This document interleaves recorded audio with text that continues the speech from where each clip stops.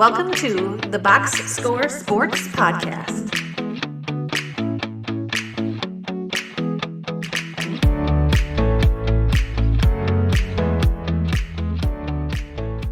So let's look at our next game. The Green Bay Packers going up against the Philadelphia Eagles. Packers got the privilege of playing the Eagles after this weekend when they blew the game against the Well, Bears and the technically, Commanders. yes, they did, but technically that didn't matter because Washington won. Yeah, that's fair. That's a fair point, Chris. Fair, but they still blew And that game. Yes, they still blew that well, game. and Absolutely. here's the thing though. We wanted them to win so they get a worse draft pick. Cool. Well, if they get farther in the playoffs, though, it goes up, right? No, he's talking about the Bears. The Bears. Bears. Got it. Okay, Yeah. got it. Yeah. Now, Mhm. you're playing 3D chess here. Yeah. Okay, so the Packers are eighth in offense and sixth in defense, and the Eagles are seventh in offense and second in defense. So let's talk to Rowan first, Packer fan. Rowan Thompson, who do you have? What are the keys for the Packers to win this game? You're talking to me? Yeah, Rowan, you. Oh My yeah, bad. it cut out for like 15 seconds. That's okay. Key for the Packers to win, you need to have Jordan Love healthy. It said he's gonna play, but he said after the Oh no, we did lose game him. that he didn't have feeling in his. Oh no, are you back? Okay. I'm back. Yeah, go ahead. Go Okay. back. You came back. Yeah. You got to have Jordan Love healthy. Yeah, I saw he's gonna play, but he said after the game that he did not have feeling in his throwing hand, which might be necessary to throw a football. Yeah, I would I've agree. heard. Yeah. And then the other thing you need Jalen Hurts to just stay in concussion protocol because it's gonna be a tough one if they have Hurts too. Yeah, that's both fair points. So one quarterback healthy, one not. That will help the Green Bay Packers. Chris, you got anything else for the Packers in order to win this game against Philadelphia? I'm gonna zag here because I think people would think the Josh Jacobs factor is more important, but I think it's much more important to get the passing game going again, which is going to be very difficult with no Christian Watson because despite all the grief Christian Watson gets, he is a better version of Marcus Valdes-Scantling as far as you just need a deep threat, and without the possibility of him taking the top off the defense, the Packers passing game, the efficiency decreases by quite a bit. They drop to like middle of the pack about. So my hope is LaFleur has spent the last 3 weeks like throwing out vanilla game plans and not to show anything for the playoffs. That's my like glass half full optimistic view of what's been going on like the last month of the season. But basically, anyways, to wrap a bow on it, hit some deep passes, open up the passing playbook again. The explosiveness that we saw in the first half has been non-existent for weeks, and that's what they're going to need to do to keep up with Philadelphia. Okay, I like it. Clint? So I'll give you two. The quick one is defensively, they need to make Jalen Hurts throw the ball. Mm-hmm. Just keep him in the pocket. The 49ers, when they've beaten the Eagles, you kind of rush like an old man. Just keep him in the pocket. Don't run past him. Don't spin Mm-hmm. back in. And he's not great from there. And make them read it defense, yeah. Yeah. But the downside is they have no one to cover A.J. Brown, and I think he's just going to roast him again. Mm-hmm. Offensively, Yep. what Chris was saying, I've said this before. I'll keep saying it. I'm not taking a slam at Jordan Love. They've turned him into Jimmy Garoppolo the second half of the year, and that's hard to get out of. He's Mhm. throwing, even if you take out the Bears game, 23 passes a week. That's less than the 49ers let Jimmy Garoppolo Mhm. throw in those years. It is hard to go from that Mhm. to chuck it all the field because if they chuck it all over the field, I think he's prone to throw 2 or 3 interceptions in this game. Mhm. So for me, the Packers, they just need to try to keep it close. If they can keep the Eagles' offense tampered down a little, and you can pray for some Jalen Hurts mistakes like he did in that first game in Brazil, that's your Mhm. recipe. Because otherwise, I think this is Baltimore Steelers situation. Mm-hmm. Yeah, go ahead, Rowan. The other thing that would be pretty beneficial, still wouldn't guarantee a Packers win if they can send someone with a crowbar for Saquon's knees. That's a little morbid. We don't want that. You got to win right. So it's funny because like the Packers rush defense has actually been pretty good here of late, and their pass defense has really been the weaker side, and I think that's part of missing Alexander, right? That hurts them a little bit. Yeah.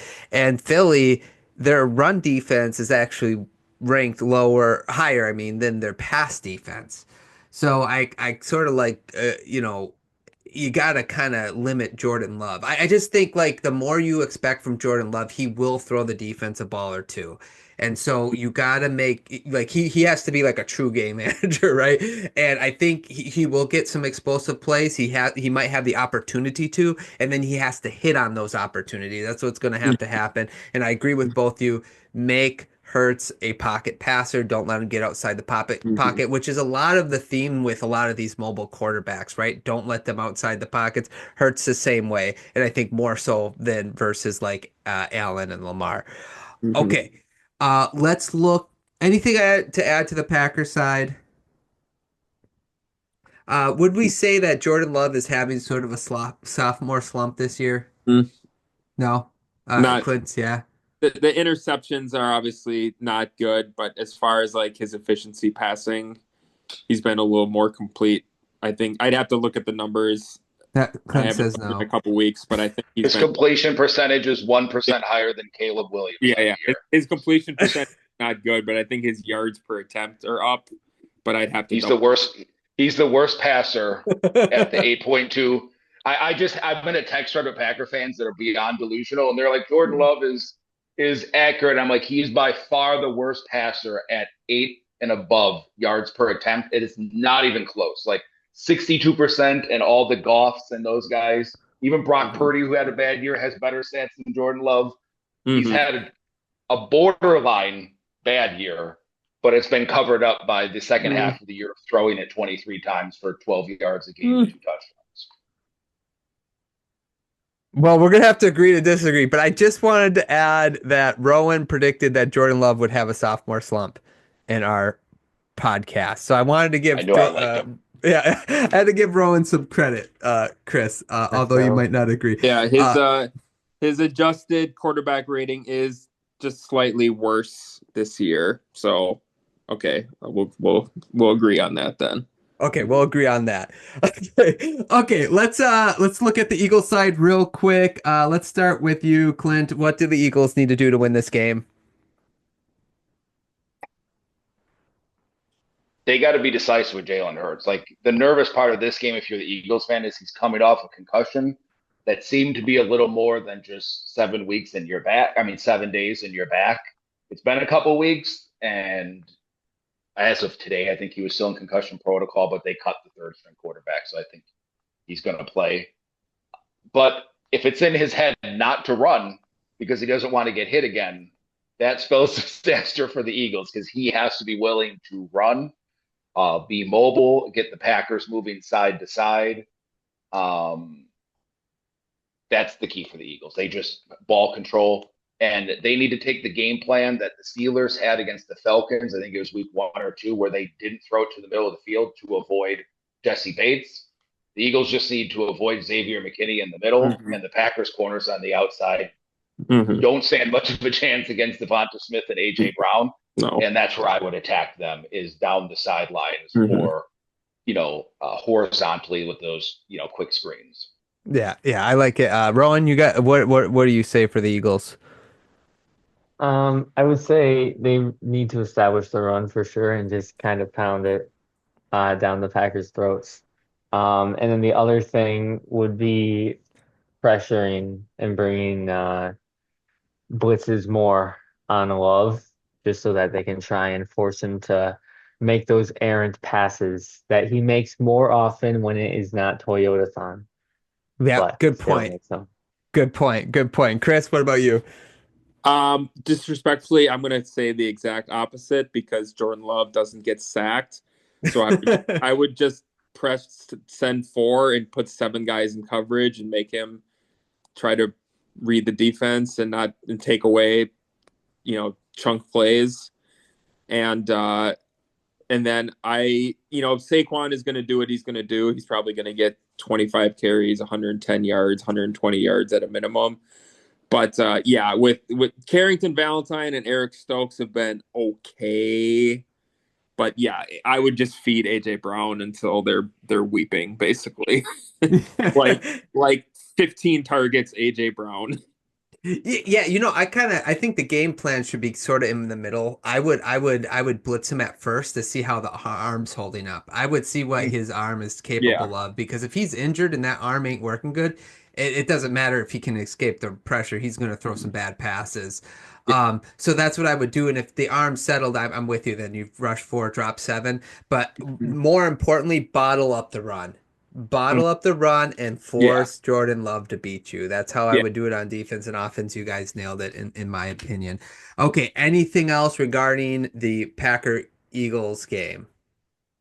No? Okay, just so we're clear, everybody on this podcast right now, not everybody that predicted, picked the Cowboys to win this division, so the Eagles division. That hurts a little bit. Yeah. Looks fine. No, yeah, everybody. I just looked it up. So that was not a good take by us 4 here. So, but we had the Eagles in the wild card, so there we go. Okay, let's go ahead and predict this game here. Rowan, Packers, Eagles. Who you got? Although it is Toyota-san still, gonna go Philadelphia Okay. by a decent margin. Okay, Clint. Eagles. Okay, Chris. Not trying to reverse jinx, but Eagles 31, Packers 23.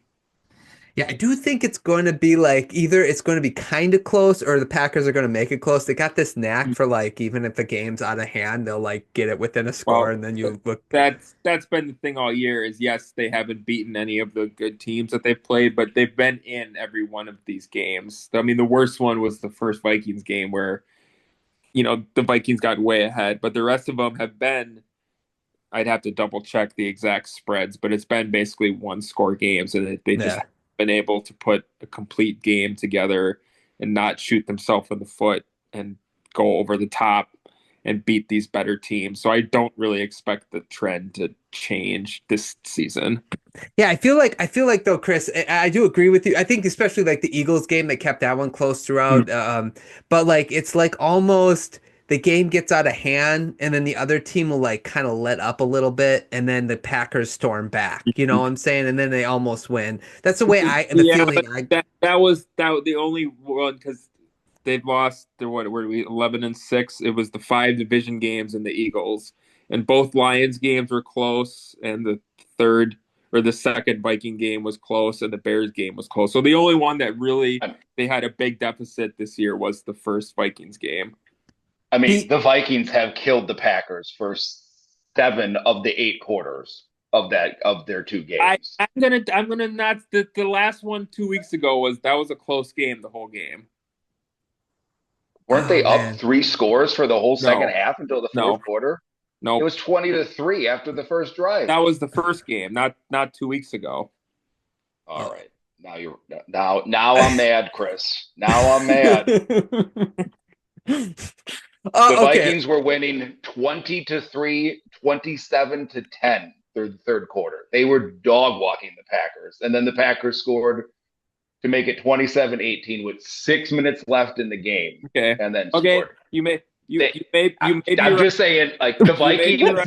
Maybe right. I may have blocked that out of my brain for mental health reasons. So give me a break.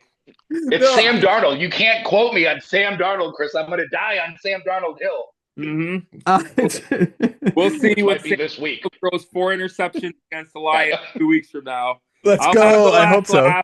That could be this week, Chris. Not even next week. Okay, let's okay. So I also have the Eagles, but I do think the game will be I don't care how, but like an 8-point game. I think it'll be like, kind of a 1-score game. No matter how it works out. Okay, let's go to our next game, the Commanders against Thanks so much for watching this clip of the Box Score Sports Podcast. I hope you guys enjoyed. If you haven't yet, please subscribe to our channel. Follow us on Instagram and Twitter or X. And we'll talk to you guys real soon. See ya.